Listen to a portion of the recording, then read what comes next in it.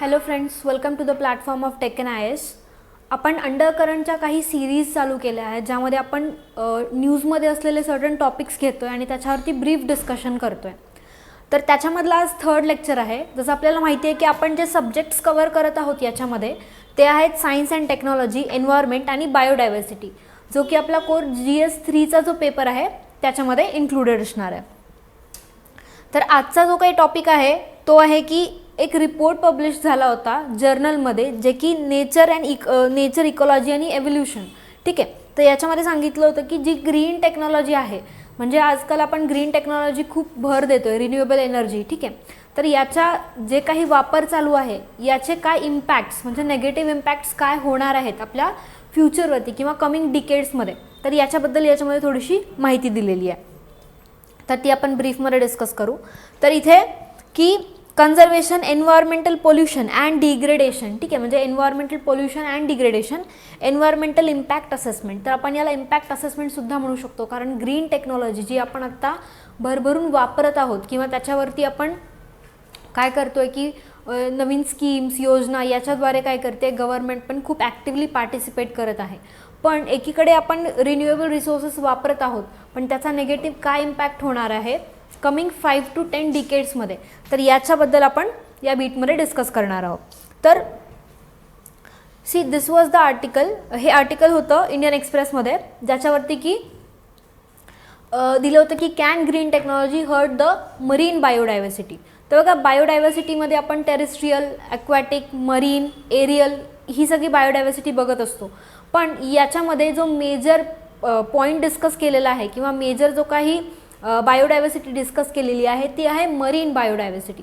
कारण आत्ता आपण ग्रीन टेक्नॉलॉजीचा जो काही भर आहे तर आपण बघतो की आपल्याच इंडियामध्ये मेट्रोपॉलिटन सिटीजमध्ये आत्ता आपण व्हेकल्सला काय केलं आहे, खूप जास्त प्रमोट करत आहोत. तर व्हेकल्सला लागतात ज्या आहेत लिथियमच्या बॅटरीज किंवा लिथियम जो काही एलिमेंट आहे त्याच्यापासून बनलेल्या बॅटरीज लागतात. इवन जो आपला मोबाईल फोन जो आहे त्याच्यामध्ये जी बॅटरी असते त्याच्यामध्येही लिथियम असतं. ठीक आहे. तर हे लिथियम, त्याचं एक्स्ट्रॅक्शन, तर त्याचे जे काही डिपॉझिट्स सापडतात तर तिथून त्याचं एक्स्ट्रॅक्शन आणि त्याचा होणारा जो काही मरीन लाईफवरती इम्पॅक्ट आहे तर त्याच्याबद्दल आपण थोडक्यात इथे पाहणार आहोत.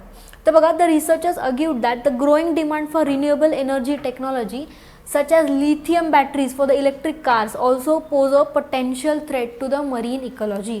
म्हणजे आपण ग्रीन टेक्नॉलॉजी वापरत आहोत, टेक्नॉलॉजीकडे किंवा आपण इलेक्ट्रिक व्हेकल्स जे इथे डिस्कस केलेलं आहे याच्यावरती आपण खूप भर देतोय. तर याचा अर्थ असा नाही आहे की आपण 100% ते अटेंड करणार आहोत. तर याच्यामध्ये सांगितलं की मरीन इकॉलॉजी, ठीक आहे, आपण त्याला कार्बन सिंक, म्हणजे ओशन्स जे आहेत त्याला आपण कार्बन सिंक म्हणतो, तर याच्यावरती काय इम्पॅक्ट आहे. ठीक आहे. तर बघा की a new study has flagged emerging threats that could have major impact on biodiversity in next 5 to 10 years. ठीक आहे. म्हणजे एक डिकेडमध्ये काय इम्पॅक्ट होणार आहेत हे इथे असेस करून आपल्याला सांगितलेलं आहे. त्यानंतर journal publish in the journal nature ecology and evolution speaks about the negative impacts of green technology. तर इथे जे काही इम्पॅक्ट्स डिस्कस केलेले आहेत ते नेगेटिव्ह इम्पॅक्ट्स आहेत. ठीक आहे. जर नेगेटिव्ह इम्पॅक्ट्स आहेत तर त्याचं सोल्युशनही आपल्याला शोधलं पाहिजे, कारण आत्ता आपण रिन्युएबल एनर्जीचा काय करत आहोत, खूप जास्त वापर करत आहोत.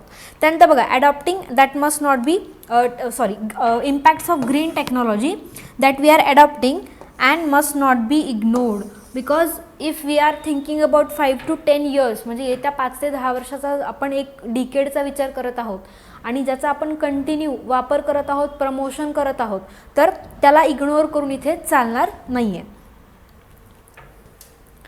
तर पहिला आपण ग्रीन टेक्नॉलॉजी म्हणजे काय पाहूया की आपण न्यूजपेपर्समध्ये, मॅगझिन्समध्ये किंवा जे काही ॲडव्हर्टायझिंग असते त्याच्यामध्ये आपण हे आर्स, म्हणजे जे काही 4 to 5 आर्स आहेत आपण ते कंटिन्युअसली पाहत असतो.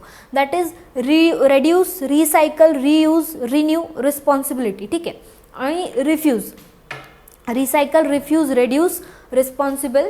तर हे जे काही आर्स आहेत, आपण कुठल्याही नवीन गोष्टी ज्या काही मार्केटमध्ये अवेलेबल आहेत जर त्या बायोडिग्रेडेबल असतील तर त्याच्यावरती बायोडिग्रेडेबलचं साईन, आणि याच्यापैकी रिसायक्लेबल म्हणजे मोस्टली ज्या पॉलिस्टरीन बॉटल्स असतात तर हे तुम्ही पाहू शकता त्याच्यावरती रिसायक्लेबलचा रिमार्क असतो. ठीक आहे.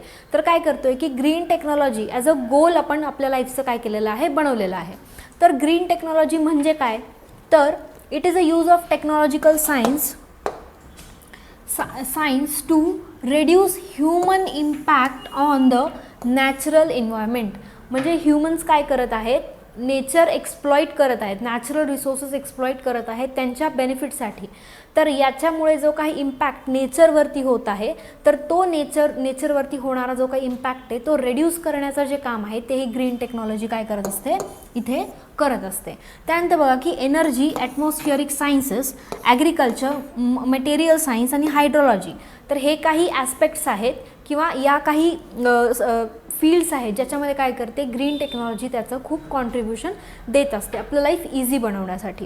त्यानंतर की पॅरामीटर्स म्हणजे कुठल्या पॅरामीटर्सवरती ही ग्रीन टेक्नॉलॉजी काम करते. तर त्यातला फर्स्ट पॅरामीटर आहे सोशल इक्वेटेबिलिटी, इकॉनॉमिक फिजिबिलिटी आणि सस्टेनेबिलिटी. तर बघा सस्टेनेबिलिटी म्हणजे की आपण ज्या काही नॅचरल रिसोर्सेसचा वापर करत आहोत आपल्या बेनिफिटसाठी, तर त्याचा वापर आज इतक्या ज्युडिशियसली करायचा की येणाऱ्या फ्युचर जनरेशन्सला त्याचा काही इम्पॅक्ट नाही झाला पाहिजे. ठीक आहे, तर दिस इज सस्टेनेबिलिटी. त्याच्यानंतर economic feasibility. Economic feasibility in sense की इकॉनॉमिकली म्हणजे तुम्ही जी काही इथे टेक्नॉलॉजी देणार आहात सगळ्यांपर्यंत, तर ती काय आहे की दर divide of rich and poor इथं नसलं पाहिजे आणि ती सगळ्यांना इकॉनॉमिकली वायबल असली पाहिजे. ठीक आहे, तर these were the key features. त्यानंतर it is a recent India's push to renewable energies and green technologies by pushing for solar, wind and nuclear energy can go a long way and can help in Indian growth story. ठीक आहे, म्हणजे काय की India आणखीन developing country आहे, आणखीन आपल्याला develop करायचं आहे. ठीक आहे, म्हणजे डेव्हलपमेंटची स्टेज काय आहेत, we are at the development stages. तर तिथे आपण solar energy, wind energy, nuclear energy या सगळ्यांचा वापर करत आहोत. पण तो कसा केला पाहिजे की with the help of green technology and judiciously. ठीक आहे, तर त्याच्यामुळे काय होणार आहे की we are going to grow at the faster rate. त्यानंतर India ranks 5th in the position. So 5th in the position in the countries of world when it comes to size of the energy economy. ठीक आहे, म्हणजे जर Indian इकॉनॉमीच्या साईजनुसार पाहिलं तर we rank 5th in the world. त्यानंतर बघा की 4th in the solar installation. म्हणजे आत्ता आपण पाहतोय की सोलार पॅनल्स किंवा फोटोवॉल्टिक सेल्स जे आहेत त्याचं इन्स्टॉलेशन केलं जाते. सोलार पॅनल, सोलार कुकर्स, त्यानंतर सोलार ज्या काही लाईट्स आहेत, त्यानंतर आपण स्ट्रीट लाईटमध्ये सोलार लाईटचा प्रोजेक्ट पाहिला होता. त्यानंतर फ्लोटिंग सोलार पॅनल्स आहेत. तर या सगळ्या गोष्टी ज्या आहेत त्याच्यामध्ये सोलार पॅनल इन्स्टॉलेशनमध्ये काय आहे, India at the fourth rank in the world. त्यानंतर third largest renewable energy install capacity. Third largest in the renewable energy म्हणजे आत्ता आपण पाहिलं की इंटरनॅशनल सोलार अलायन्समध्ये जे इंडिया कॉन्ट्रीब्यूट करत आहे किंवा जे इनिशिएटिव्ह घेतलं आहे त्याच्यामुळे काय की सोलार एनर्जी काय आहे न्यूजमध्ये खूप जास्त होती. ठीक आहे, त्याच्यावरती आपण PYQ जर अनालिसिस केलं असेल तिथे क्वेश्चन्सही पाहिले असतील. तर अशाच जे रिन्युएबल एनर्जी आहे त्याच्यामध्ये आपण थर्ड लार्जेस्ट आहोत. ठीक आहे, त्यानंतर द यूज ऑफ जे युनियन बजेट होतं 2021-22 फायनान्शियल इयरचं, तर त्याच्यामध्ये सुद्धा एक एक्सक्लुझिव्ह फोकस जो होता तो ग्रीन एनर्जी किंवा ग्रीन टेक्नॉलॉजीवरती काय केला होता, इथे एक एक्सक्लुझिव्ह फोकस ठेवला होता की ग्रीन एनर्जी जी आहे त्याच्यामध्ये काय काय आपण इनिशिएटिव्स घेतले पाहिजेत. त्यानंतर बघा की हा जो रिपोर्ट आहे किंवा ही जी काही स्टडी आहे ती पब्लिश झाली आहे. तर ही रिपोर्ट पब्लिश करण्यामागे काही सायंटिस्ट होते, दे वर अ टीम ऑफ 30 सायंटिस्ट. तर त्यांनी काय केलेलं आहे की एक मेथड यूज केली आहे. तर त्या मेथडचं जे नाव आहे दॅट इज होरायझॉन स्कॅनिंग. ठीक आहे, होरायझॉन स्कॅनिंगची जी मेथड आहे ती इथे यूज केली आहे, ज्याच्यामुळे आपल्याला जे काही इम्पॅक्ट्स आहेत फ्युचरमध्ये येणारे तर ते समजतात. तर इथे फक्त इम्पॅक्ट्सच नाही तर त्याच्या काय अपॉर्च्युनिटीज आहेत, त्याचे काय सोल्युशन्स आहेत हे आपल्याला इथे पाहायला भेटतात. तर बघा आधीही 2009मध्येही काय केलं होतं, हे होरायझॉन स्कॅनिंगची जी मेथड आहे ती इथे यूज केली होती. पण horizon scanning is a technique in which seeks to identify novel but poorly known issues that are likely to become important consequence over the next decade. ठीक आहे, तर आत्ता काही इश्यूज आहेत जे आत्ता आपल्याला खूप काय वाटतं ते की लिस्ट इम्पॉर्टंट वाटतात ते, पण येणाऱ्या काही वर्षांमध्ये त्यांचं काय होणार आहे की त्यांचा जो इम्पॉर्टन्स आहे तो ग्रेव्ह इम्पॉर्टन्स वाढेल, म्हणजे त्यांचा थ्रेट जो आहे तो काय होणार आहे, वाढणार आहे.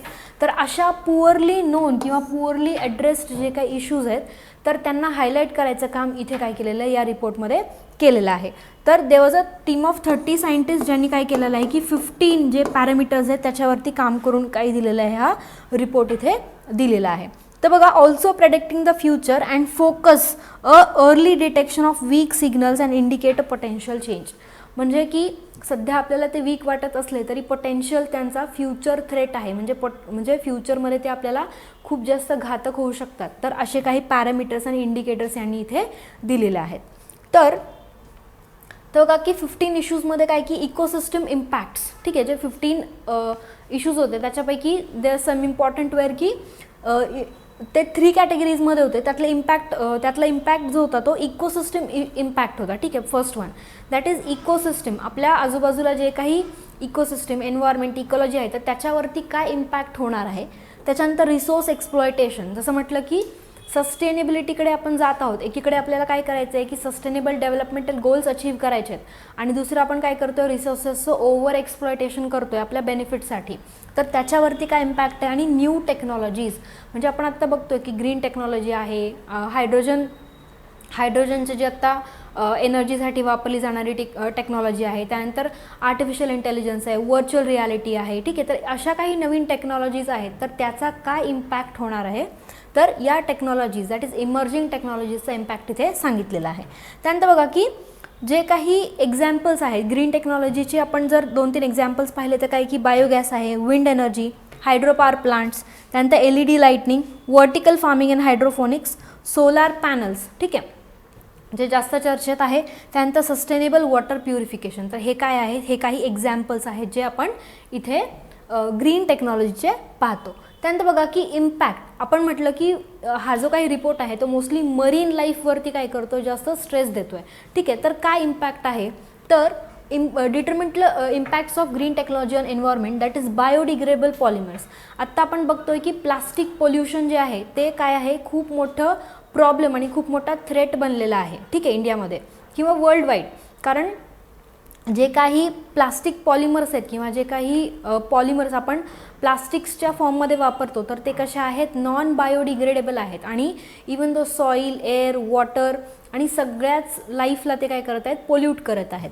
तर इथे to replace the fossil fuel based plastic with biodegradable polymers.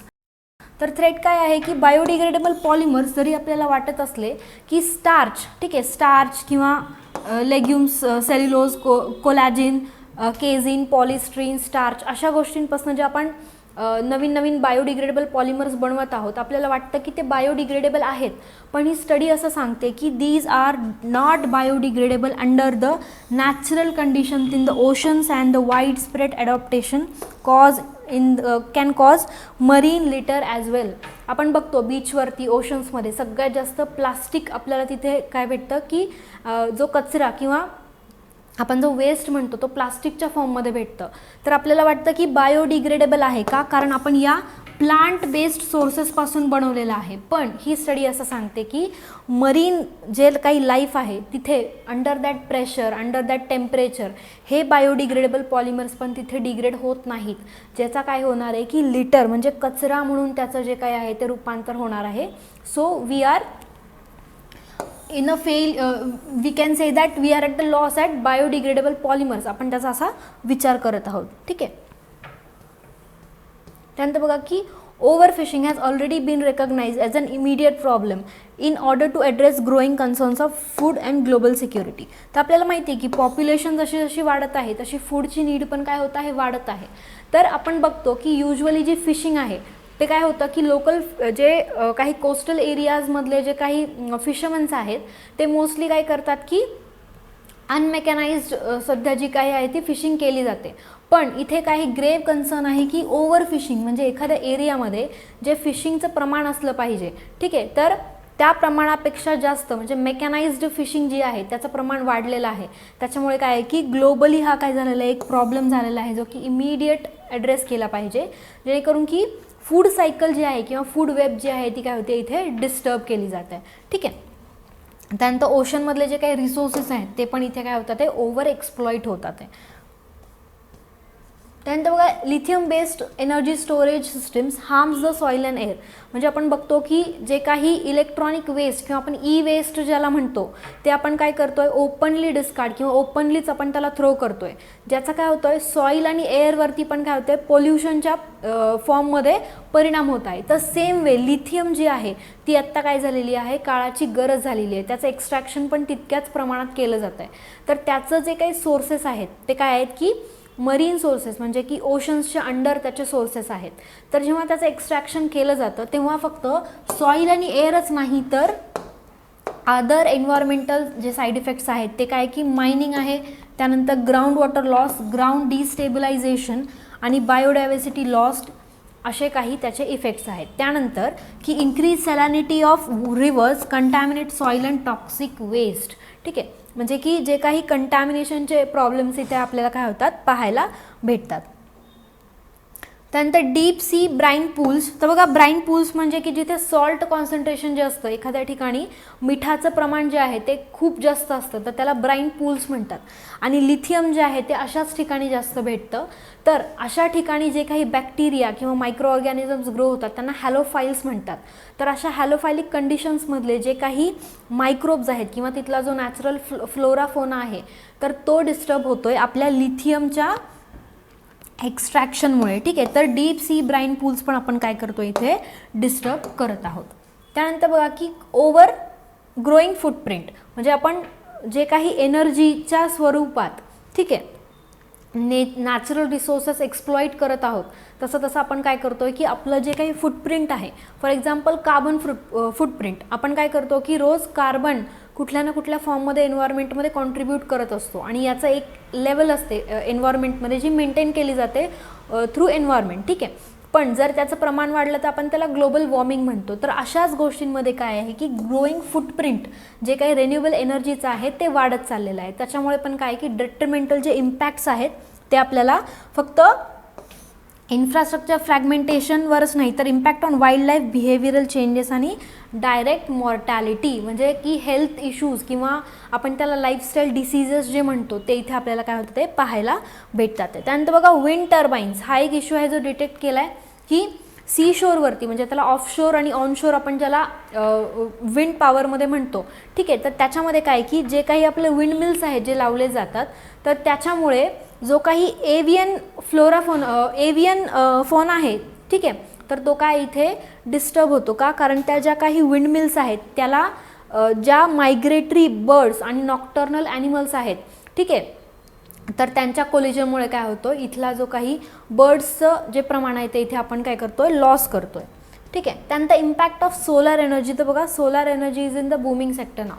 तर सोलर एनर्जी आपण म्हणजे खूप जास्त प्रमाणात वापरतोय, तर त्याचे इम्पॅक्ट्स काय आहेत की हॅबिटॅट लॉस होतोय, alteration the land use, strain over the water resources, exposure to hazardous material, pollution of the soil, air, water and natural resources.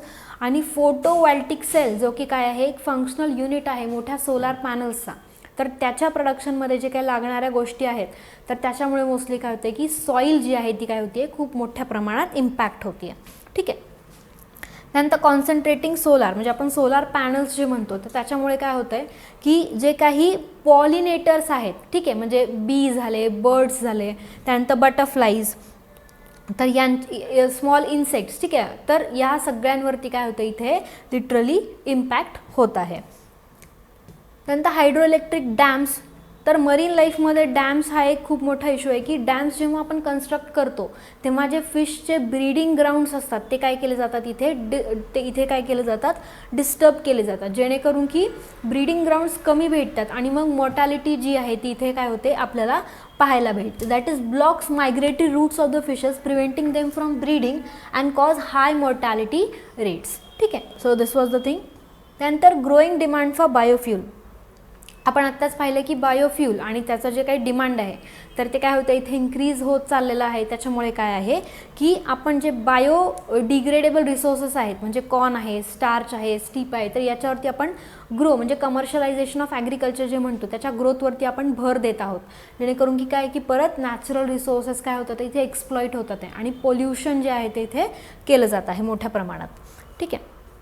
त्यानंतर की रिक्वायर्ड मेजर्स काय आहेत. ठीक आहे, तर आपण प्रॉब्लेम्स पाहिले तर रिक्वायर्ड मेजर्ससुद्धा आपण बघूया की काय की need to reconsider maritime influences and technology. तर टेक्नॉलॉजीची खरंच गरज आहे का.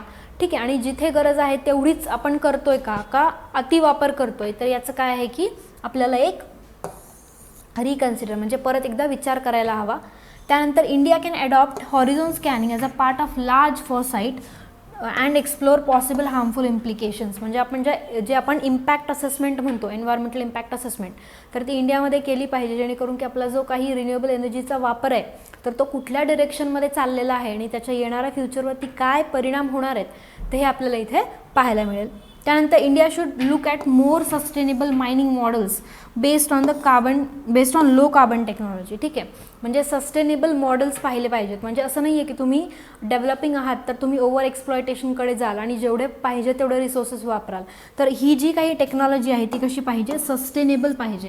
म्हणजे without disturbing the future needs we should complete our needs in the today's time. ठीक आहे, तर यालाच सस्टेनेबल मायनिंगचा आपण काय केलं पाहिजे, एक मॉडेल क्रिएट केलं पाहिजे. त्यानंतर जे काही रेअर अर्थ एलिमेंट्स आहेत तर त्यांची मायनिंग प्रॅक्टिसेस ज्या आहेत त्या काय केल्या पाहिजेत, रिवॅम्प केल्या पाहिजेत किंवा रिड्यूस केल्या पाहिजेत, जेणेकरून की काय की एन्व्हायरमेंटल डॅमेज किंवा जो इम्पॅक्ट आहे तो आपण कमीत कमी इथे करू.